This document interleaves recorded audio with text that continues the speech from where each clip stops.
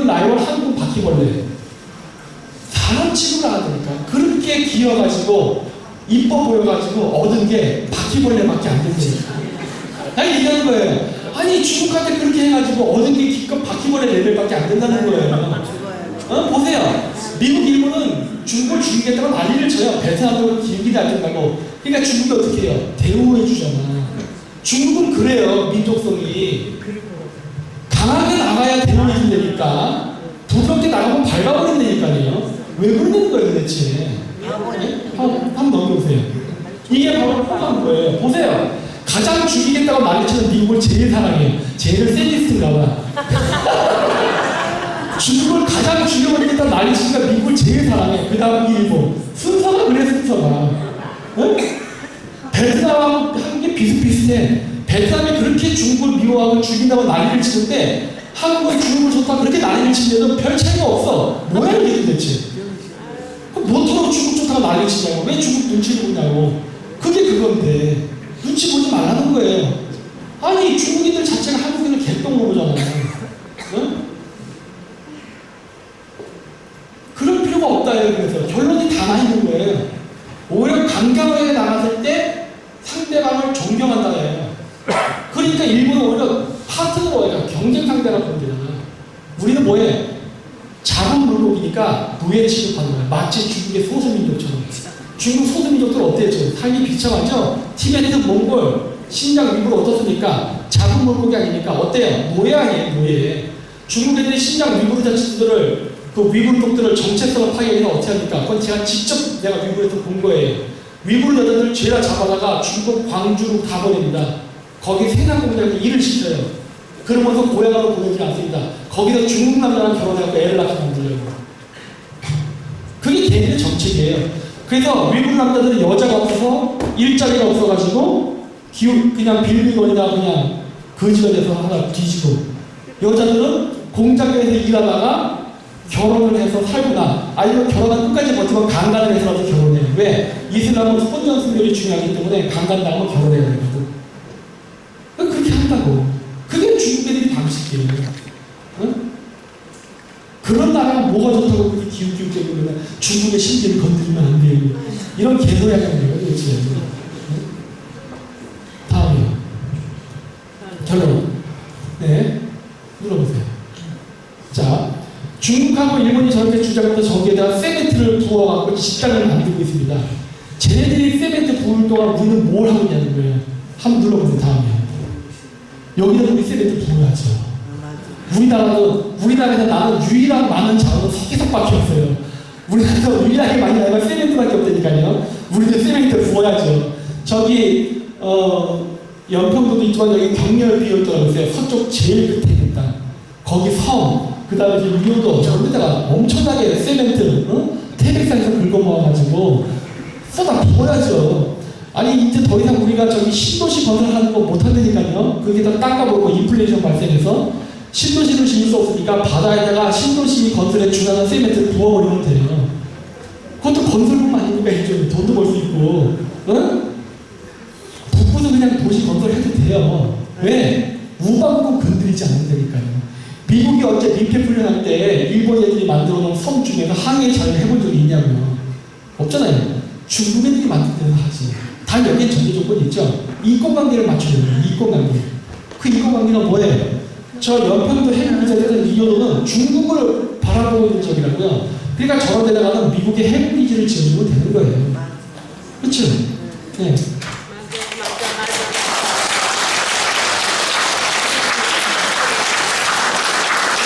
남부주택에다가 중국 애들이 세멘트를 붓고 섬을 만든다 미사일 기지를 지었죠. 우리도 똑같이 하면 돼요. 저기다 미사일 기지 지면 된다고. 네. 미국 미사일 기지 지면 돼요. 중국 애들이 미국의 F-22라든가 아브라함 링컨 항공모함을 이길 수가 없으니까 미사일 공격을 하려고 하고 있어요. 전투기대 전투기를 쏴서 이길 수가 없으니까. 그래서 미국은 그 미사일 방어 체계가 필요한 거예요. 그래서 사드가 들어온 거예요.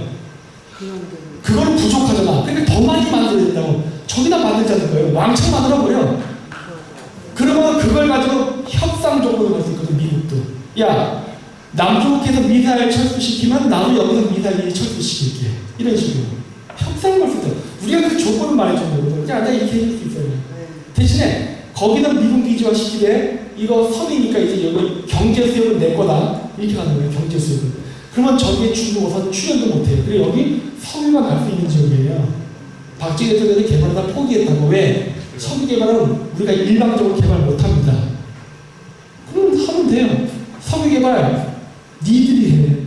저 운영비 섬유 개발에 니들이 뽑아가. 나는 저거 유지비 안 줘. 그렇게 하면 되잖아요. 왜냐 저거 다 비용 발생하거든. 미군 기지 들어서 미군 기지 유지비 주면 될 거 아니에요. 내 돈 못 주겠다. 섬유 개발은 섬유 나면 그거 갖고 니들 유지비 써. 내가 한 30년 동안 임대해 줄게. 30년 뒤에 재계약 가능. 그러면 되잖아요. 계속 계약 연장시켜주면 돼요. 내 돈 쓰면 안 된다니까. 내 돈 안 쓰면 계속 해야 돼. 대신에 자원 개발하는 엔지니어는 전부 한국인 고용할 것. 그렇게 하면 돼요. 네.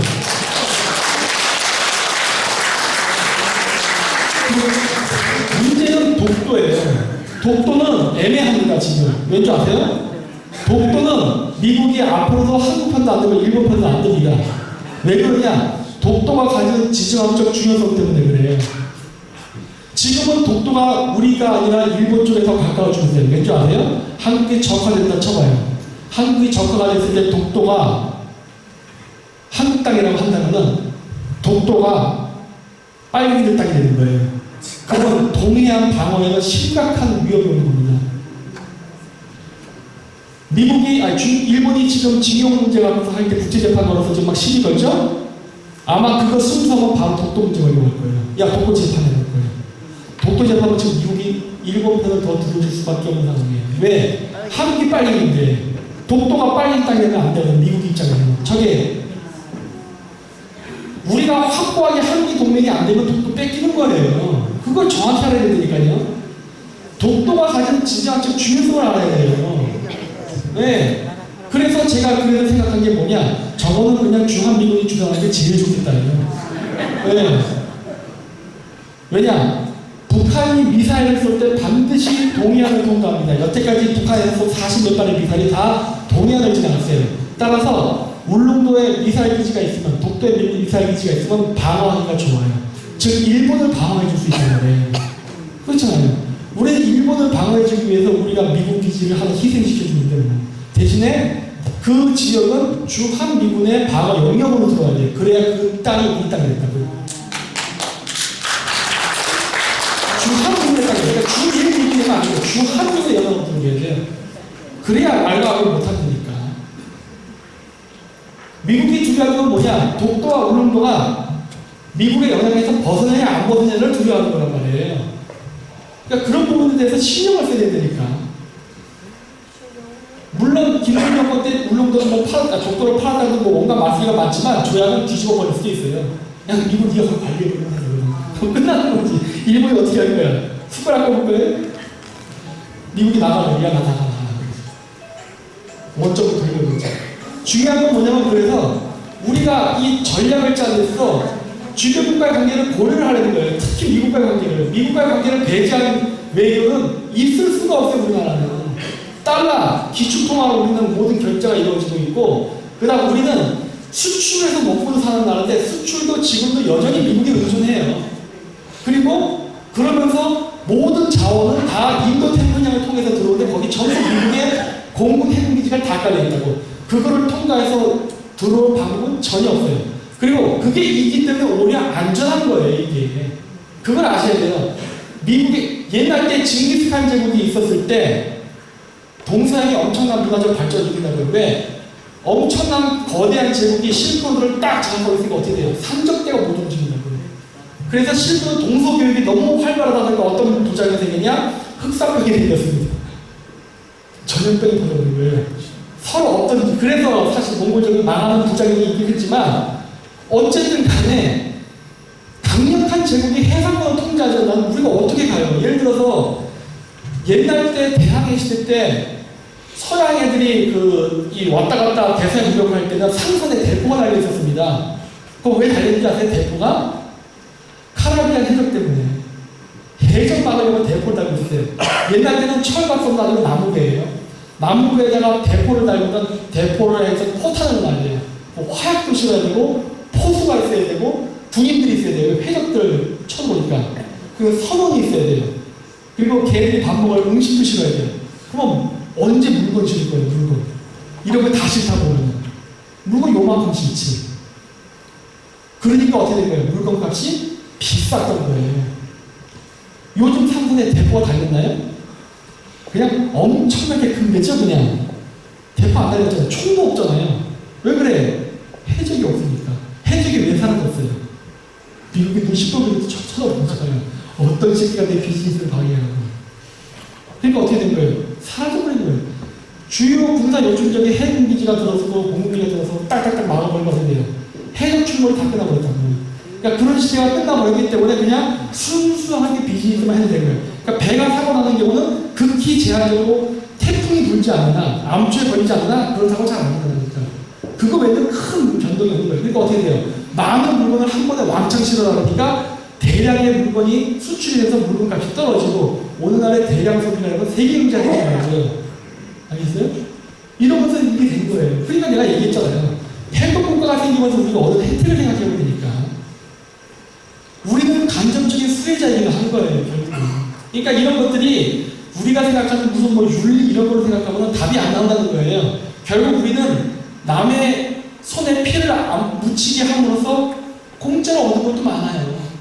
예, 이런 것들이에요.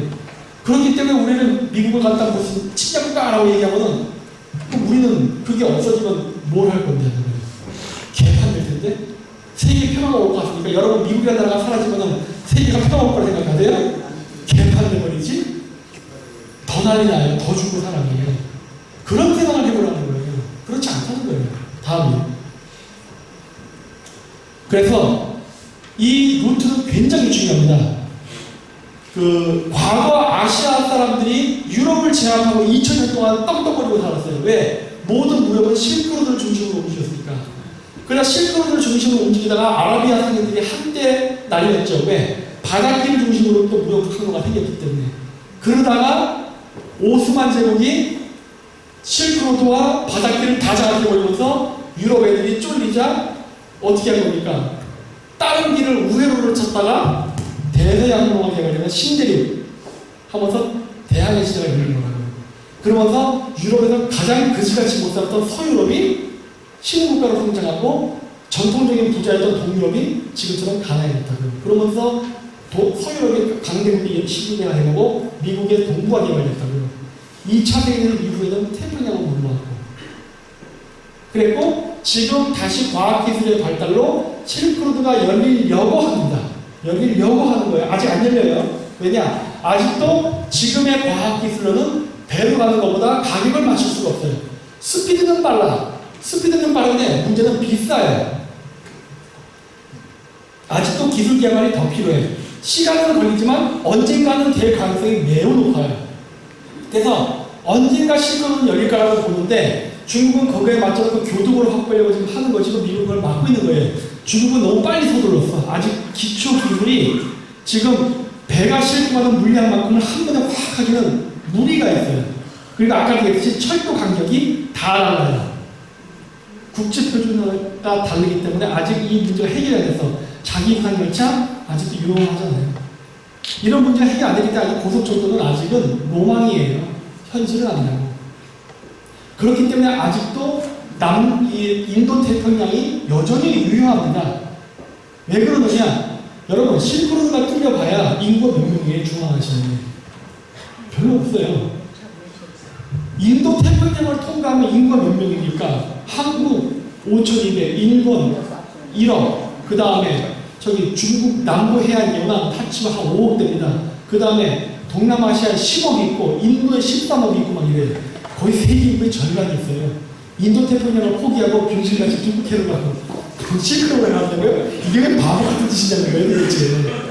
아니 왜 멀쩡하게 큰 시장인데 왜 무리하냐는 거예요. 이거 아니냐는 거예요. 네? 불가능하니까요. 인도 태평양 시장이 미국이 인도 태평양 시장을 왜 장악한 줄 아세요?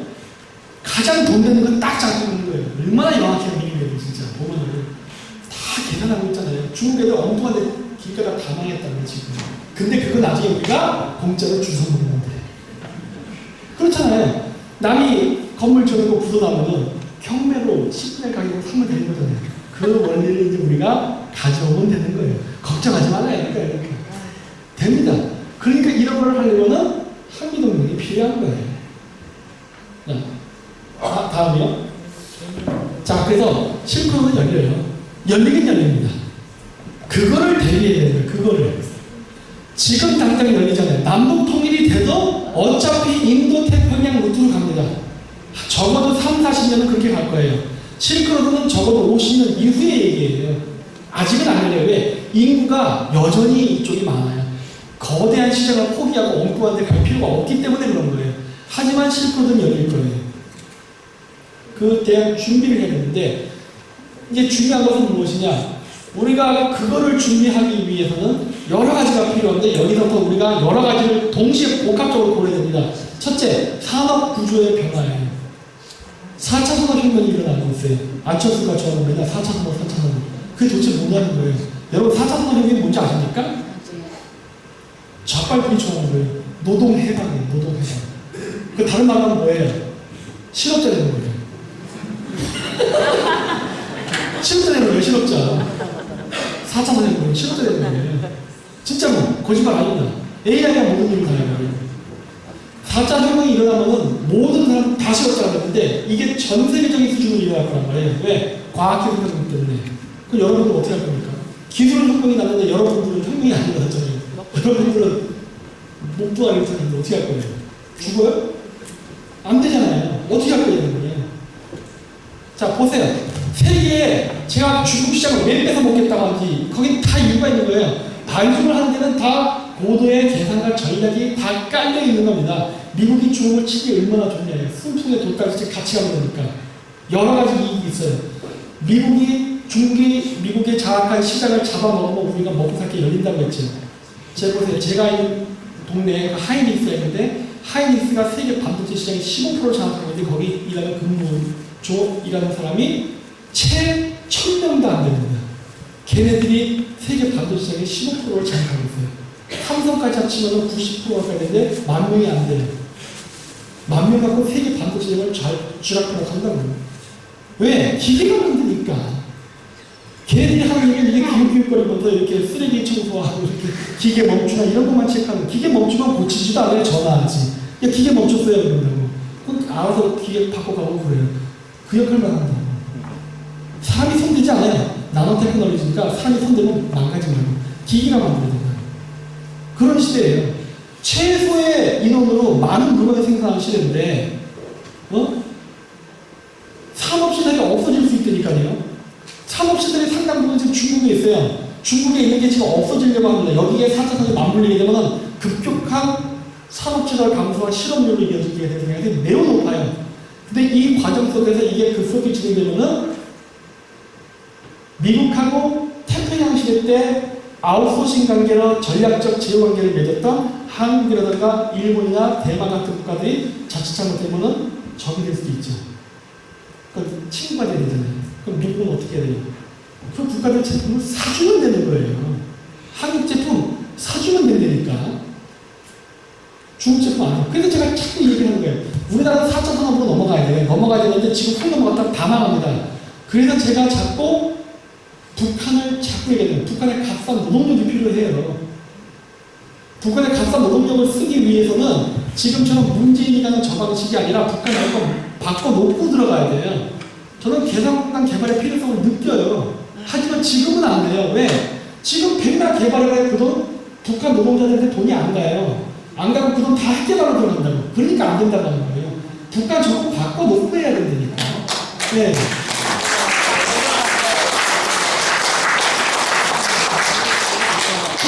중국 애들을 조질 수 있느냐? 조질 수 없으니까요. 중국 애들이 인건비가 많이 올랐으니까 북한에서 싼 인건비를 이용해서 해야 돼요.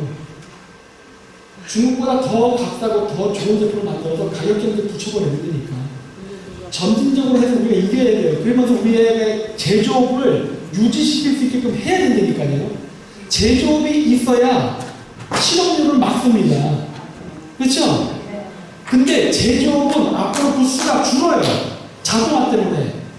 그래서 제조업을 얼마큼 많이 지키느냐가 세계 실업률, 그러니까 그 나라의 실업률을 얼마큼 지키냐가 아주 중요한 변수가 될 거예요. 이거는 어쩔 수 없는 추세예요. 저출산 고령화가 오면서 앞으로 인구가 어느 정도 감소가 되기 때문에 서서히 그 충돌을 완화시킬 수는 있지만 일단 당장 있는 사람들 먹고 살려면요 제조업은 끌어안고 있어야 되는 거예요. 끌어안으려면 어떻게 돼요? 중국 제조업에서 우리가 갖고 있어야지. 그 작업을 좀 해야 될 거 아닙니까? 네? 이거는 북한 운동이 없으면 안 돼요, 이게. 그래서 내가 남북 통일은 안 되지만은 교류는 가능하다예요. 단 독재 정권은 제거해야 되는 민주 정권이 아니면 이거 절대 못한다예요. 그러니까 미국하고 이해관계가 맞아야 개성공단 개발이 될 거 아닙니까? 그렇잖아요.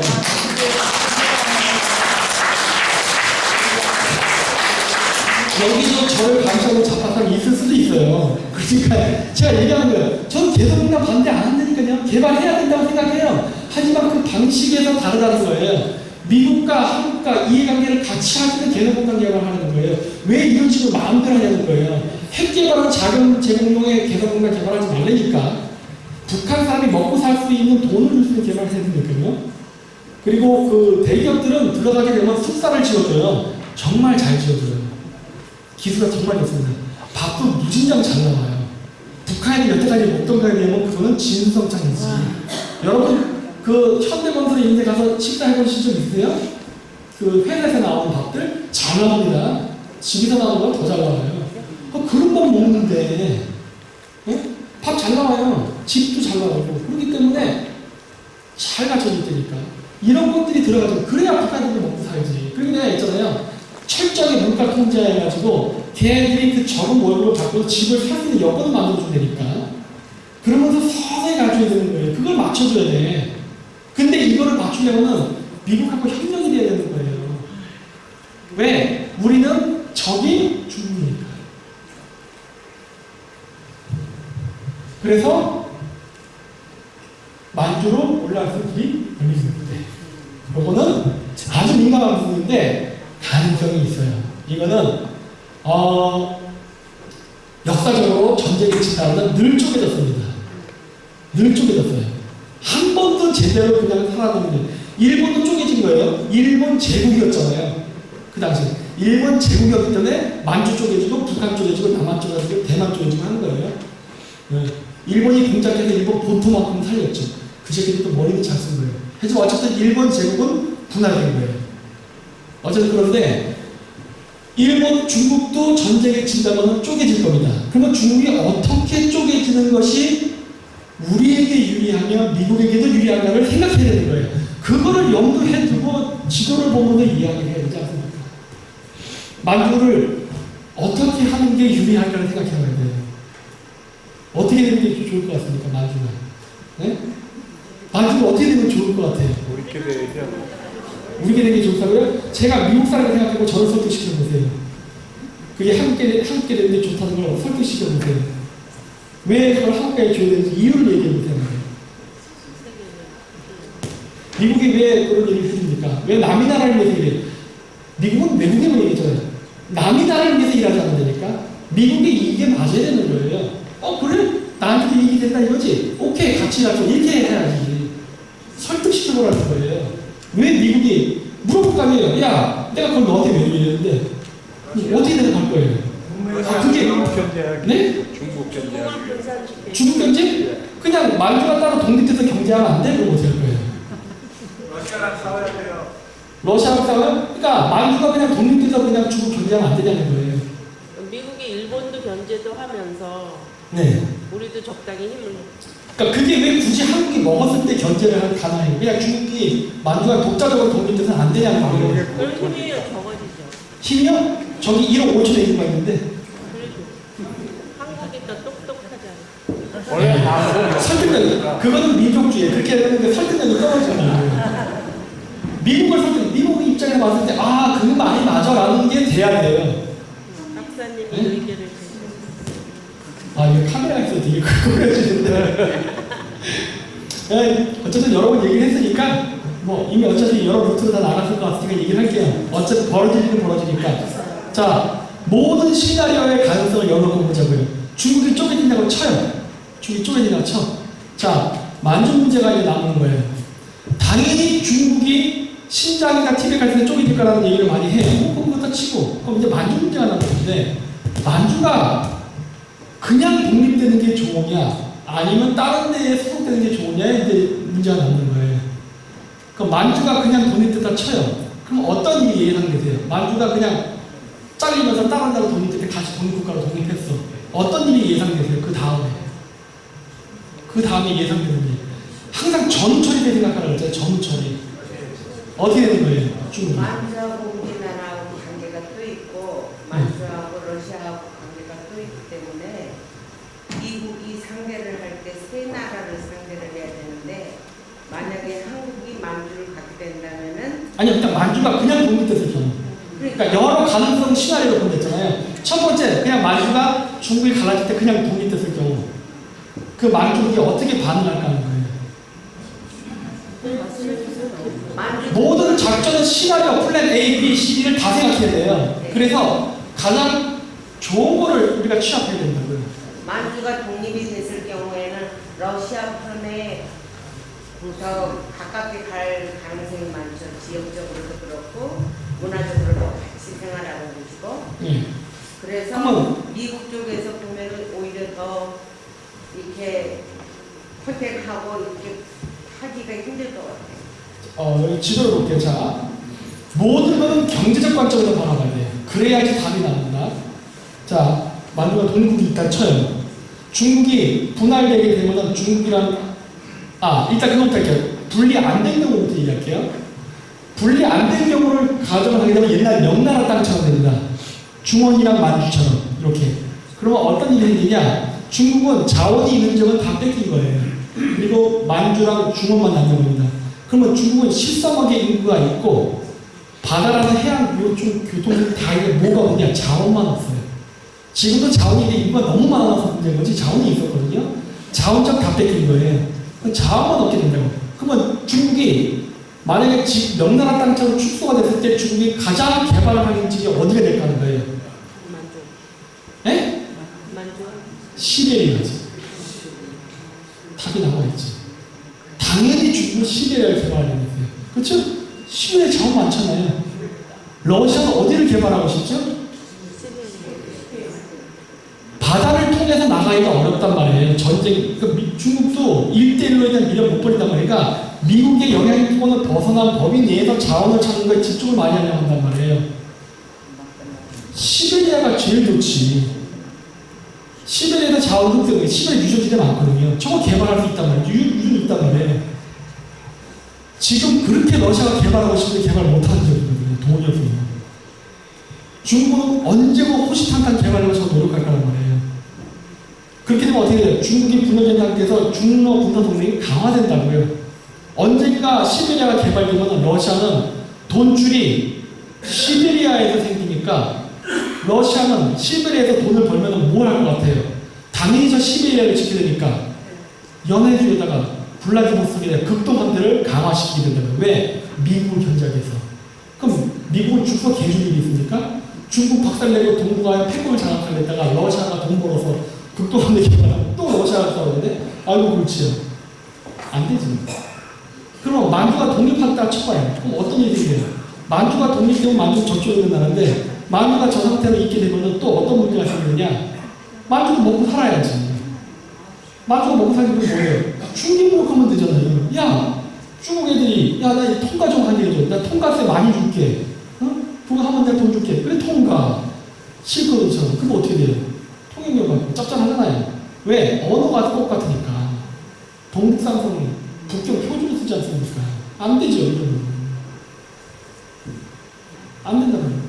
또 분리의 의미가 사라지는 거예요. 통일되면 뭐예요? 경제교류에 분리의 목적이 뭐냐면은 중국과 러시아의 국적을 못 맞닿게 하는 게 목적이란 말이에요. 맞닿지 말아야 된단 말이에요. 그래야 교류를 못하지. 그러면 만주는 결국 제3국가가 가져가는 게 제일 좋은 거예요. 즉 언어 분리도 필요하다니까요. 언어 분리. 그럼 언어를 분리시키기 위해서 어떤 언어가 가장 효율적이냐가 중요한 거예요. 어떤 언어가 들어갔을 때 이 동북삼성의 언어를 가장 빨리 한족 언어로 탈피시킬 수 있을까 하는 거예요. 그게 어느 언어냐예요. 한국어요? 왜요?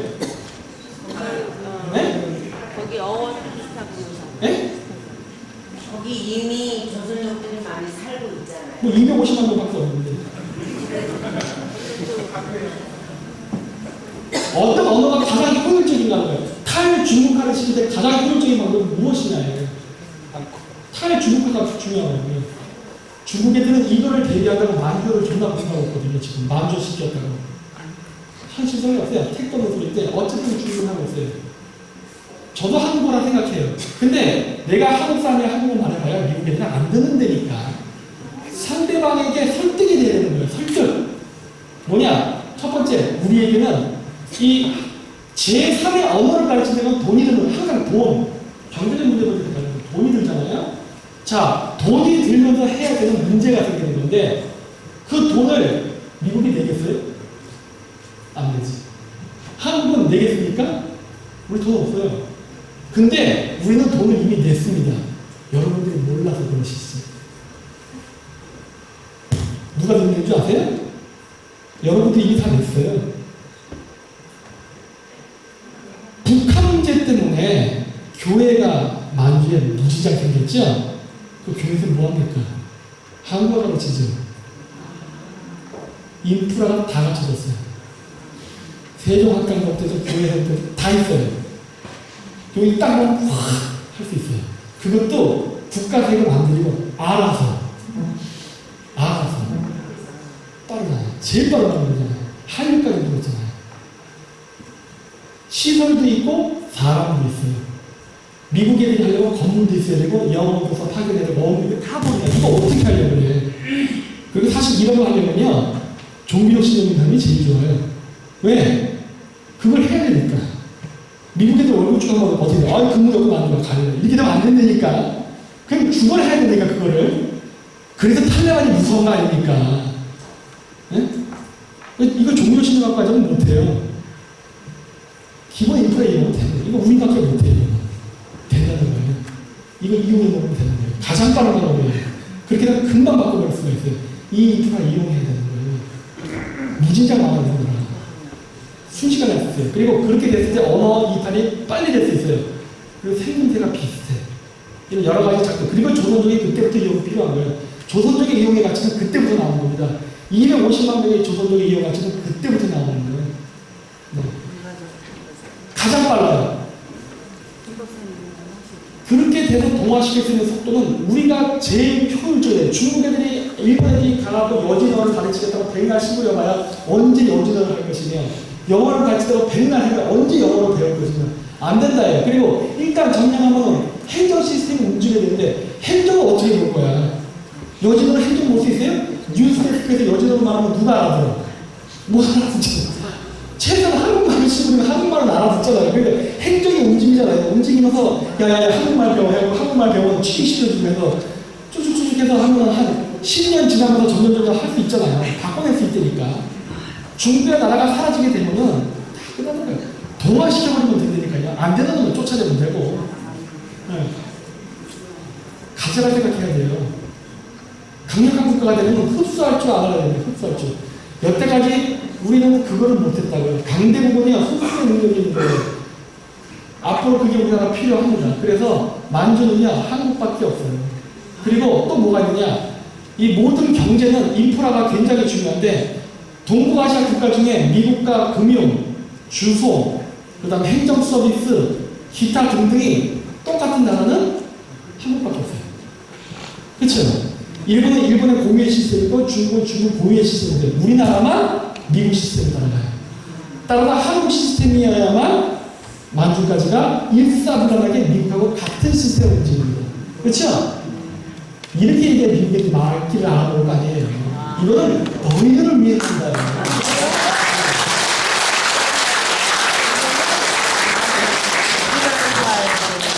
가장 값싼 인건비와 비용으로 가장 빠르게 하는 방법은 우리밖에 없다. 그걸 누가 해주냐는 거야. 일본 교주를 큰일 날 일이 있어요. 일본 교주는 큰일 나죠. 한국은 괜찮아요. 왜냐, 우리나라는 지금도 그렇지만은 아주 멍청해요. 제가 봤을 때. 안 무서운 나라예요. 지금도 이렇게 키워놓는데도 불구하고 중국한테 설설 비는 거 봐요. 이런 병신 같은 나라가 만주를 가졌는데 우리가 미국한테 철대를 내리냐는 거예요. 네. 우리는 아무 생각을 하는 거예요. 예. 우리를 두려워하지 말라요. 우리는 절대 그럴 필요 없다. 그렇잖아요. 지금 정도 우리나라 국민들은 중국을 잡아먹거든요. 솔직히 우리나라 사람들이 방법을 몰라서 중국을 잡아먹어요. 뭐 쪄먹잖아요. 그 돼요. 그러니까 이런 바로 동북아의 지정학적 질서를 이용해 먹으라는 거예요. 그러면서 사실 그러다 보니까 제가 생각하는 방식은 미국의 방식이에요. 그래서 저는 제 역사관도 그래서 단일민족사관이 아니에요. 단민족사관이지. 여러분들이 지금 호주에 사시는 이러한 방식을 생각하는 거예요. 단 이민자는 우리에 협조하지 않는다면 안 받아들인다는 게 원칙이에요. 그러니까 예. 다민족을 추구하되 우리를 거부한 새끼들을 왜 받아들이냐예요. 그건 안 된다예요. 우리를 인정하고 우리에게 동아리에 살 사람이라면 얼마든지 환영하지만 아니면 나가라요. 동북사태에는 중국인들 한쪽들 얼마든지 받아들일 용의가 있다요. 하지만 니들이 지금 중국 애들이 차이나타운 인천에 세우는 것처럼 끝까지 중국말 쓰고 중국놈이적 행사하는 놈들은 다 필요 없어요. 다 나가요. 그런 놈들은. 심지어 한국 사람이면서 친일하는 놈들도 나가요. 그러니까 그러면 안 된다요. 그러면 안 되고 충분히 섞여 살 수 있는. 왜냐하면 이게 어떤 문제가 있냐면은 지금 OECD 국가들이 가장 심각한 문제가 뭐냐? 저출산 고령화입니다. 전 세계에서 미국만 저출산 고령화의 예외의 국가예요. 중국이 왜 미국을 못 따라잡게 되느냐? 저출산 고령화 때문에 꺾입니다. 중국이 아무리 잘 산다고 난리를 쳐도 중국의 이민가에 자는 놈은 없어요. 그렇죠? 왜? 그 그지같은 나라 가서 뭐하니까. 중국인들도 도망치는 못하는데. 이게 왜 그러냐면 G7 국가 중에 미국만이 유일하게 이민을 통해서 성장하는 나라예요. 계속 젊은 인구가 들어오니까 미국은 저출산 고령화가 안 와요. 인구가 계속 증가합니다. 생각해보세요. 1776년에 미국이 독립했을 때 인구가 조선의 인구보다도 적었어요. 그랬는데 지금의 미국 인구가 3억 5천이 될 동안에 우리는 남북과 합쳐서 7천만이에요. 미국의 인구 증가 속도는 우리보다 빨랐습니다. 그거는 자연 증가 플러스 외부의 이민 증가예요. 여기서 제일 중요한 건 뭐냐? 미국은 이민에 의한 인구 증가가 있음에도 불구하고 미국이라는 정체성을 일치하다는 게 중요한 거예요. 어떻게 미국은 그것이 가능했냐예요. 유럽도 이민 잘못 받아들여서 개박살나는 나라예요. 그렇게 되면 안 된다예요. 이민은 받아들이되 정체성이 지켜져야 되는 거예요. 그게 미국만 성공했어요. 저는 그 노하우를 배우고 싶어요. 그게 필요하다는 거예요. 예. 우리가 잘 살면요, 어쩔 수 없이 외국인들이 들어옵니다. 우리가 잘 살면은 일자리로 들어와요. 여러분들도 여기 왜 왔어요? 왜 잘 살고 오신 거잖아요. 그렇죠? 여러분들도 그래서 온 거예요. 이게 어쩔 수 없는 현상이라니까요. 여러분들 우리나라가 남북통일되고 만족하게 먹어서 잘 살게 되면 외국인들이 개떼같이 몰려와요. 막을 수가 없어요. 중요한 건 뭐예요? 그 사람들을 어떻게 국민으로 통합시켜요. 그러니까 민족국가가 아니니까요. 국민국가예요. 국민으로 통합시키냐가 중요한 거란 말이에요. 그거를 노하우를 미국으로부터 배우지 못한다 보면 실패해요. 근데 다행히 우리는 미국 같은 폭탄은 없죠. 노예제도 같은 거. 흑인 문제 생겼잖아요. 그런 건 없으니까 우리는 그 미국의 장점과 단점을 배우면서 어떻게 하면 우리가 이 위기를 넘겨서 저출산 고령화를 넘길까가 아니라 이런 여러 문제를 지금 고민해야 된다니까요. 그게 없으면 망합니다. 지금 앞으로 성장할 나라가 베트남이라든가 이런 나라밖에 없어요. 왜? 거기는 평균 연령이 21살이니까. 앞으로 그런 나라 성장합니다. 유럽 국가는 성장 못해요. 왜? 전부 고령화됐거든요. 고령화됐는데 인구가 없어서 그런 거예요. 애를 안 낳잖아요. 애를 안 낳기 때문에 그런 거예요. 여러분들 애 안 낳단 말이에요. 젊은 애들이. 그래서 젊은 애들 애를 낳아야 되는데 근데 애를 낳게 하려고 하도 애를 안 낳잖아요.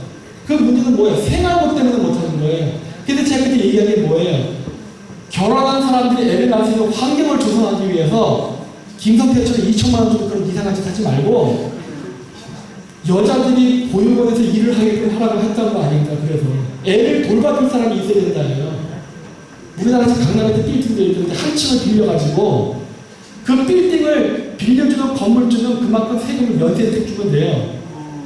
네. 정부가 그렇다고 또 거기다 임대료를 주면 세금 지출이 되기 때문에 그거 하면 안 되고 면세 혜택을 줘야지 차라리. 재정 지출을 아껴야 되니까. 그러면서 보육원을 해야 왔다 갔다 건물에서 퇴근할 때 데리고 가기도 쉽게끔 이 구조를 만들어줘야 돼요.